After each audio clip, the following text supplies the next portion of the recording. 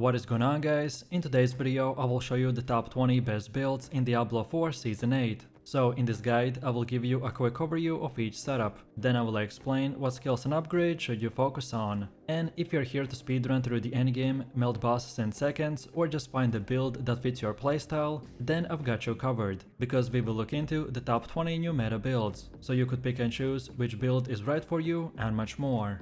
Also, if you're interested in buying other PC or console games with 50 or 70% discount, then check out Instant Gaming. For example, I want to buy Elden Ring, so we just click on Add to Cart, then click Pay, then input our details and pay. After payment is complete, we will receive activation key, then copy and paste the key in, and it's that simple. So what are you waiting for? Click my link description and check out Instant Gaming for yourself.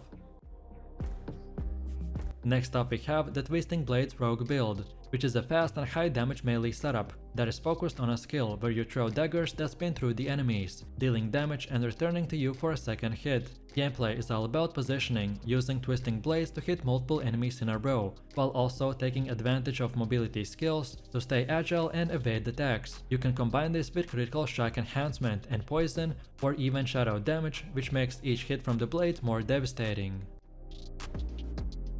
And now for the last A-tier build we go the Lightning Storm Druid, which is an elemental caster that harnesses the power of the lightning storm by summoning powerful electrical storms to deal AoE damage to the enemies over time. Your gameplay revolves around maintaining strong positioning and keeping enemies within. The build is focused on managing mana, boosting lightning damage, and controlling the crowds with the other nature-based spells to complement the storm's DPS.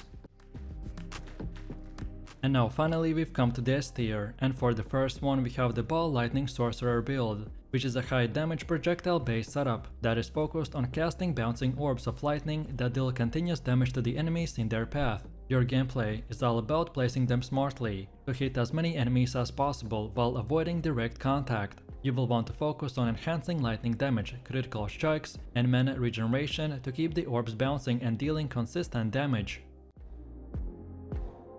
Next up we have the Dance of the Knights Rogue build, which is a fast-paced AoE focused setup that is centered around a skill that rapidly throws multiple blades in all directions, dealing damage to nearby enemies. Your gameplay revolves around maintaining constant offensive pressure with a high mobility and using dash or smoke grenade to reposition and stay out of danger. You will also further enhance the damage of each thrown knife by stacking critical strike and attack speed.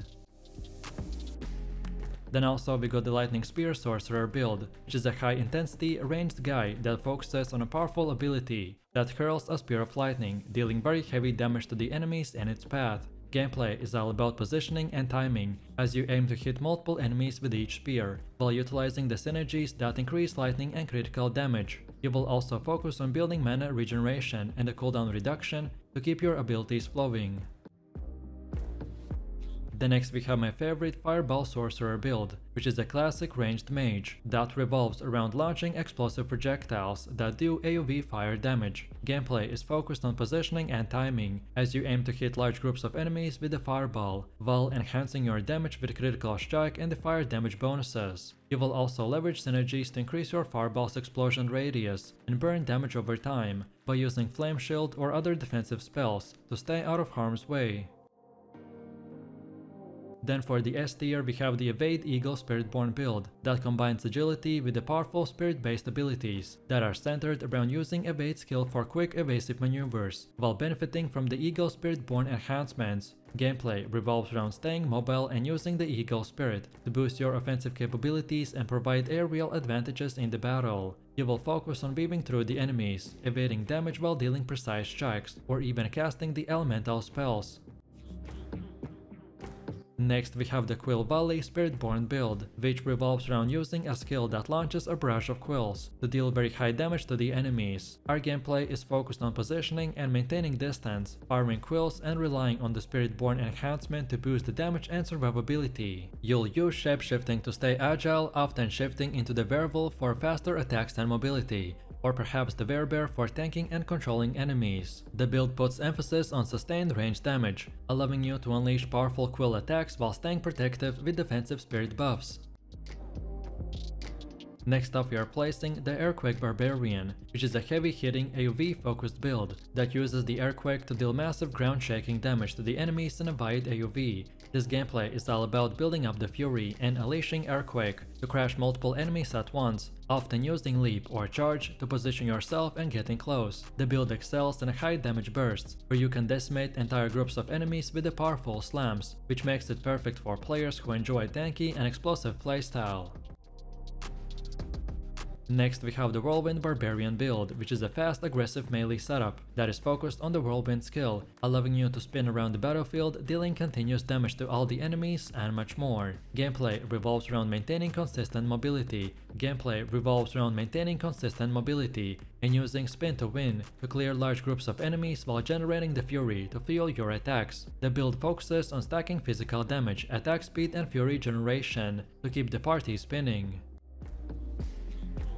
Then for the next S tier build we have the Blight Necromancer, which is a poison based setup that is all about releasing a cloud of toxic gas that poisons and weakens the enemies over time. Gameplay is focused on applying persistent poison damage to the enemies while managing essence and utilizing minions to support your damage output. You will want to upgrade this with the corpse explosions or other poison related abilities to deal massive damage to enemies as they remain in the Blight cloud.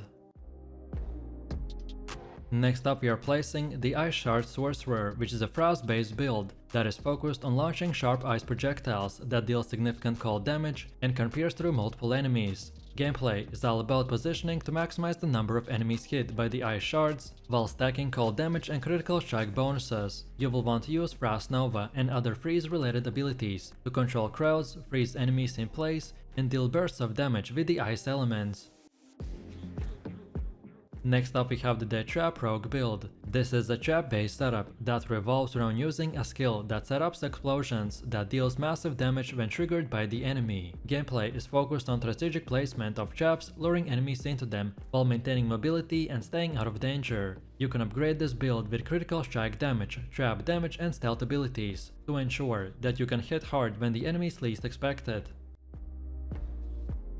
Next in the S tier we have the Crushing Hand Spiritborn build that is focused on using a massive hand to smash enemies with a devastating force. Gameplay revolves around leveraging the Spiritborn ability to enhance your damage and defensive capabilities, allowing you to deal significant damage while staying resilient. You will often shapeshift into the Werebear to tank damage and deal very heavy blows, or perhaps into the Werewolf to quickly close the distance and strike with incredible speed. Then next we got the Shadow Step Rogue build. This is a highly mobile, stealth-focused setup that is centered around quickly teleporting behind the enemies and dealing devastating attacks. Gameplay revolves around using the Shadow Step or to engage, reposition and escape, while focusing on a high burst damage through the critical hits and shadow-based abilities. Next in the S tier we have the Cataclysm druid build, which is a powerful elemental setup that summons a massive storm to deal catastrophic AoE damage to the enemies across an AoE. Gameplay revolves around positioning and timing as you aim to maximize the storm's damage potential while keeping the enemies within its reach. You want to combine this with the shape-shifting abilities, often using Werebear for tanking or the Werewolf for increased mobility and attack speed.